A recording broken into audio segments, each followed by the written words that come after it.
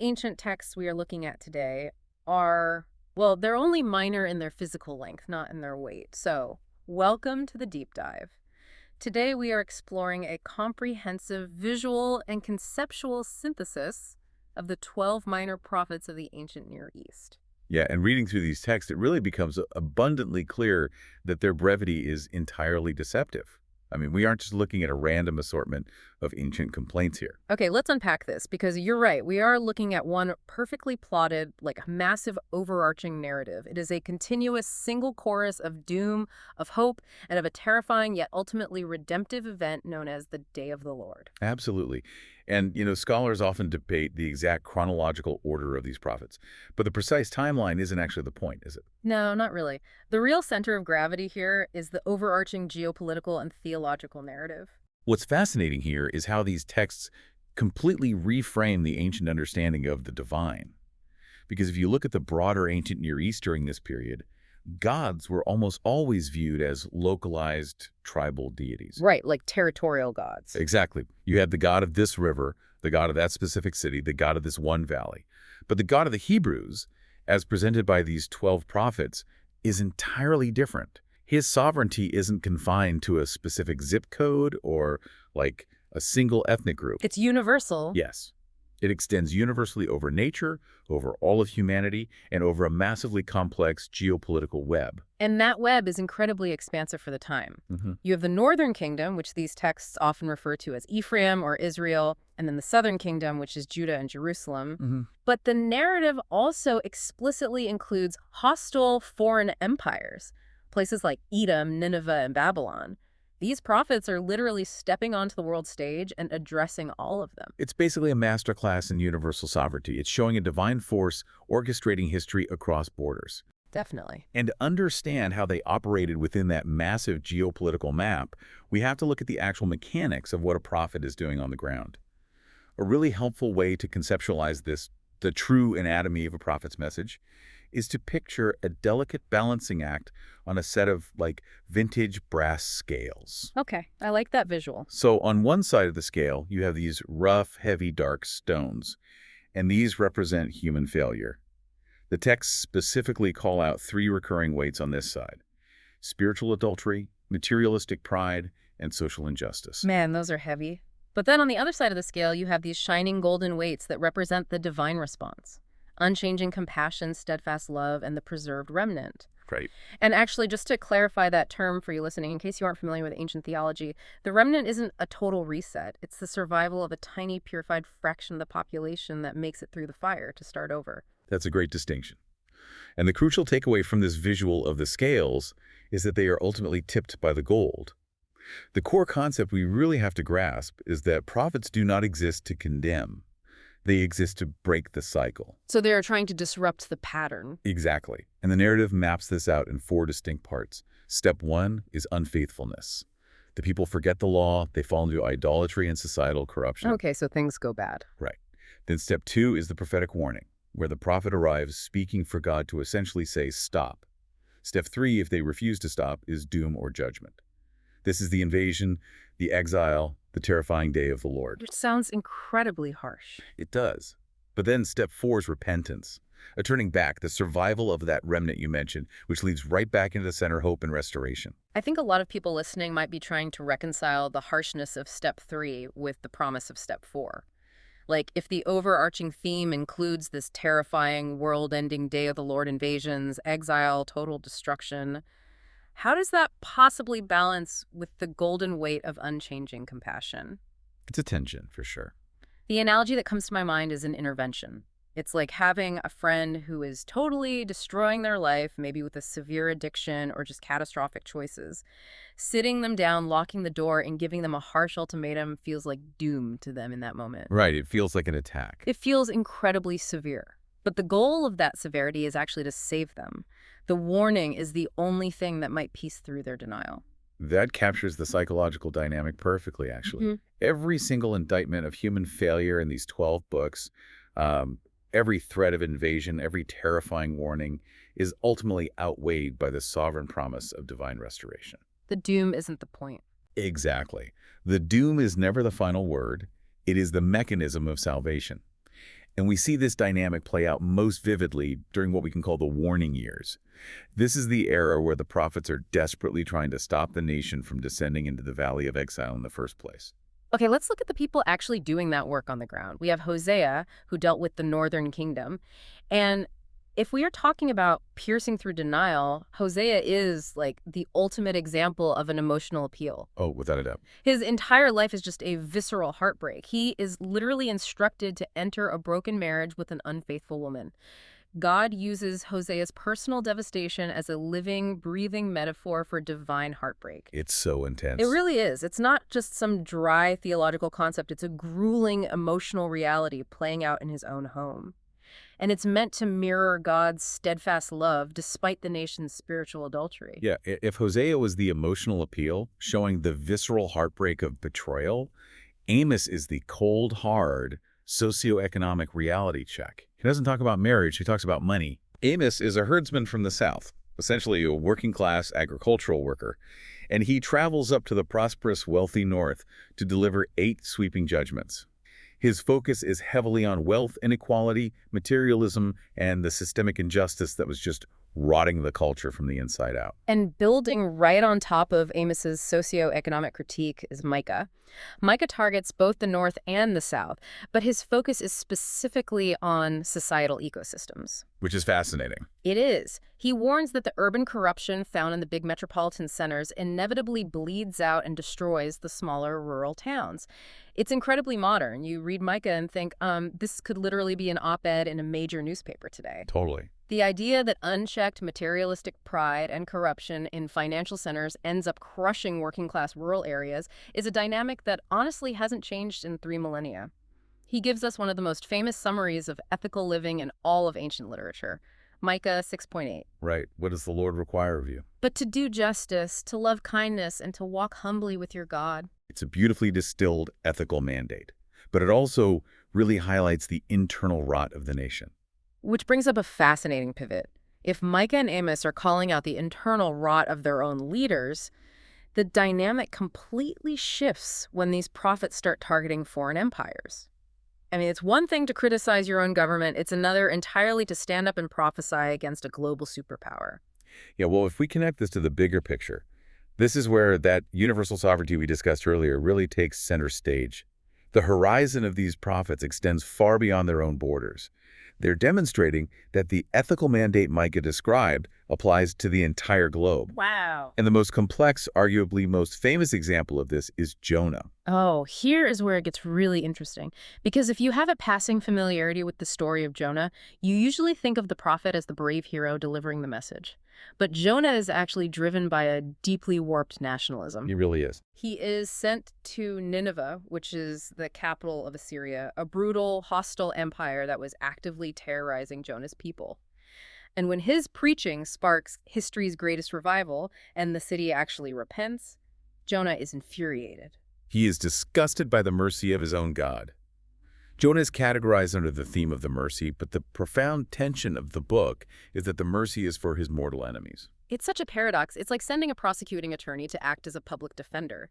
Jonah is so attached to his own nation's victimhood and, so deeply resentful of Assyria's violence that the idea of his oppressors getting a get-out-of-jail-free card literally sickens him. It offends him. Yeah, his resistance highlights the sheer uncomfortable scale of this divine mercy. It frankly offends human sensibilities. We want our enemies punished, not forgiven. Exactly.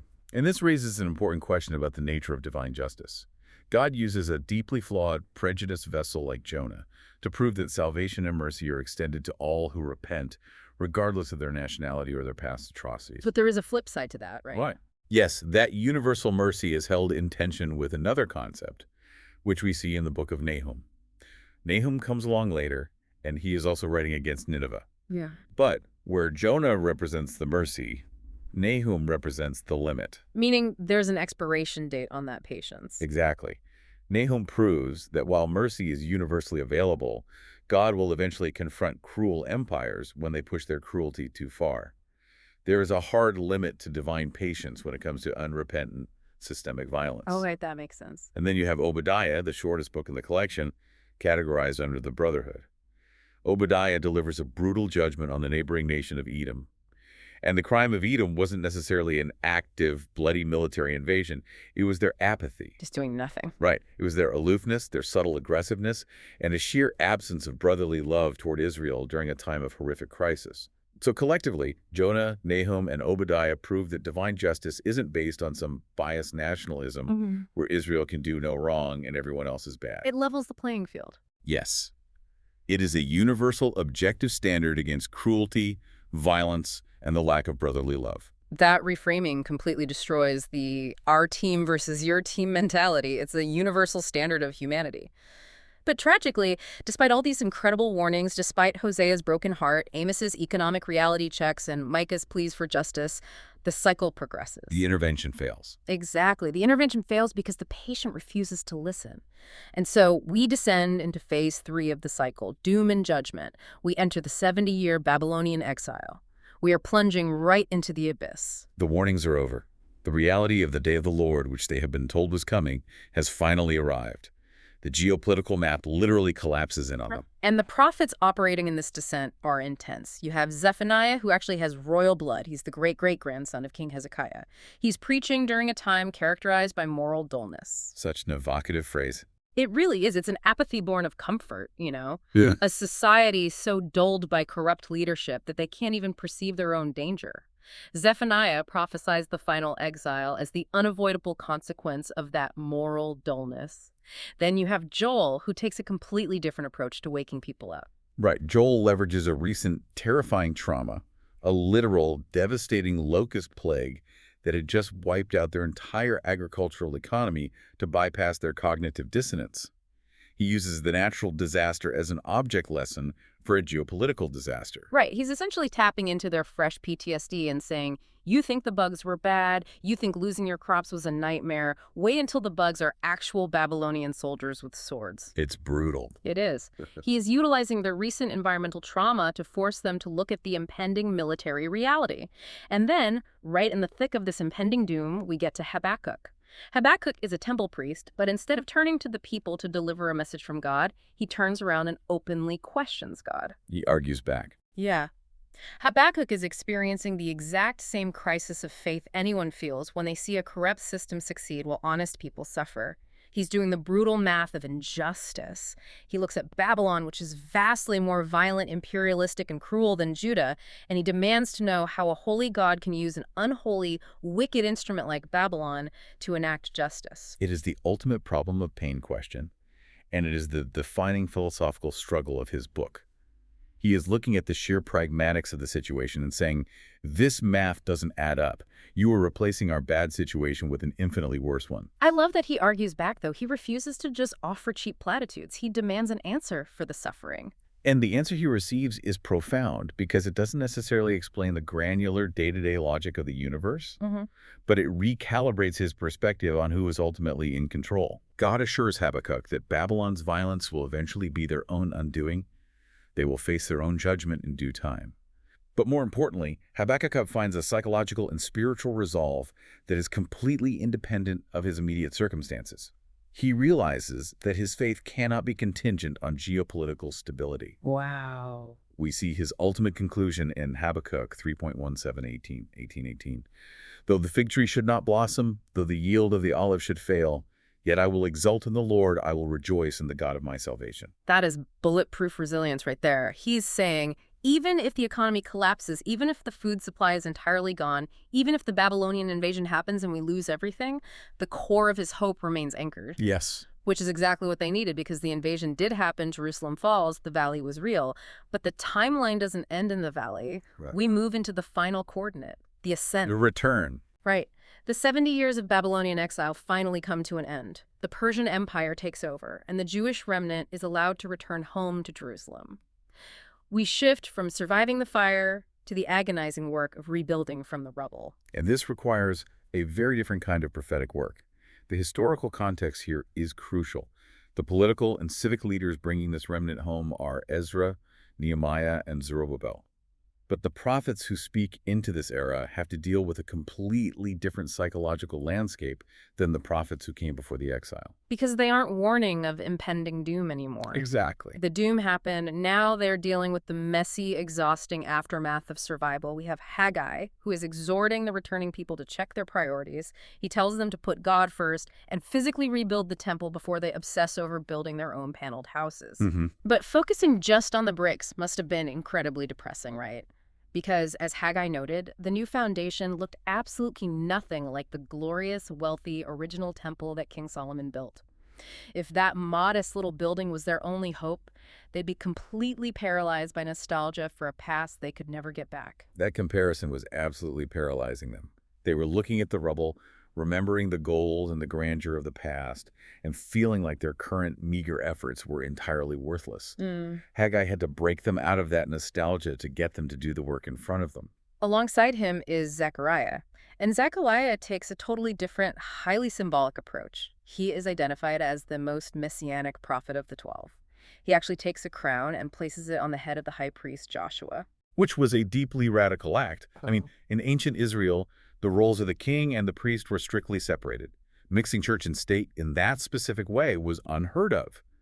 By crowning a priest, Zechariah was intentionally shattering their current political paradigms to point to a future cosmic ruler, a messianic king who would perfectly unite spiritual mediation and sovereign rule.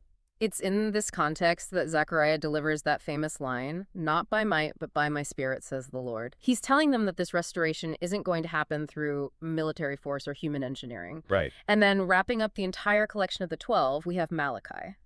But Malachi is writing 100 years later. The temple is built, but the people are bewildered, apathetic, and sinning all over again. The cycle starts over. Yes, the cycle of unfaithfulness is threatening to restart. Malachi has to deliver a final, piercing rebuke, pointing them once more toward that future messianic king to shake them out of their complacency. Which brings us to one of the most vital conceptual tools for understanding how these final prophets operated: the prophetic horizon.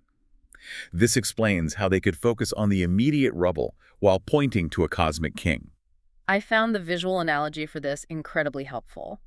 To visualize this concept of collapsing time for you listening, imagine you are in a car driving across a flat plain toward a massive mountain range. From a distance, you see the immediate peak right in front of you. Okay. And directly behind it, you see a distant, towering, snow-capped summit. From miles away, those two peaks look like they are right next to each other, pressed flat against the sky. You view them as a single, unified horizon. Right. But as you actually drive closer and reach the first peak, you realize there is a massive hidden valley of time and distance between that first mountain and the second one. And that is precisely how prophetic vision operates in these texts. The prophets saw the immediate peak, the near term. Which, in the case of Haggai and Zechariah, was the physical rebuilding of Jerusalem, the literal bricks, the mortar, the actual foundation of the Second Temple. Yes.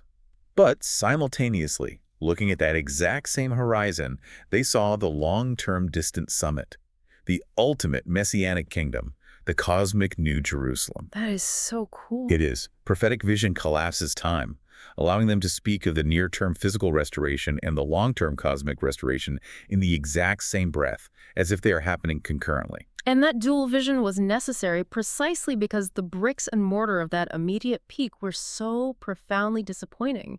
If their only hope was the physical building in front of them, they would have despaired and given up entirely. The dual vision gave the bewildered, exhausted people immediate purpose, like rebuild this physical temple right now, while securing their ultimate hope, the promise that God was building something eternal that went far beyond human architecture.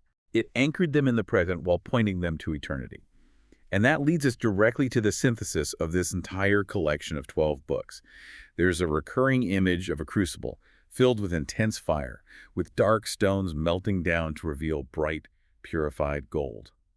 And the theological reality of these texts is this: the fire was never the destination. The ultimate hope was always the destination. Exactly.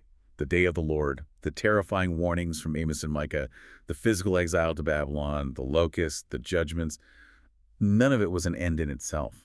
As we saw in Zephaniah, the doom was simply the mechanism of purification. The crucible was designed specifically to burn away the rot, the systemic injustice, the moral dullness, so that a purified remnant could be preserved to inherit that ultimate hope. The arrival of the Messianic King. And the text anchors this entire overarching narrative with a quote from Joel 2:32, and it will come about that whoever calls on the name of the Lord will be delivered. That's the core of it. So what does this all mean? What does this ancient geopolitical map mean for you listening right now? We aren't ancient kingdoms. We aren't herdsmen dodging locust plagues or temple priests watching an empire burn. But we are deeply flawed humans. And we all go through our own personal crucibles. We do. We all have our own cyclical failures, our own descents into the valley, periods where we feel like we are standing in the absolute rubble of our lives, staring at a foundation that looks nothing like the glorious past we remember. We all experience the weight of those dark stones on the scale. But the unified chorus of these 12 prophets is that every indictment, every failure, and every descent is ultimately outweighed by unchanging compassion. The scale is intentionally tipped by steadfast love. The cycle is designed to be broken. Which leaves me with one final thought, a perspective shift to mull over as we close. If the central driving truth of this entire collection is that prophets do not exist to condemn but to break the cycle, what if the harsh realities we face today aren't what we think they are? What do you mean? What if the societal warnings we see around us, the painful consequences of our own actions, and the personal doom moments we face in our modern lives aren't actually signs of the end?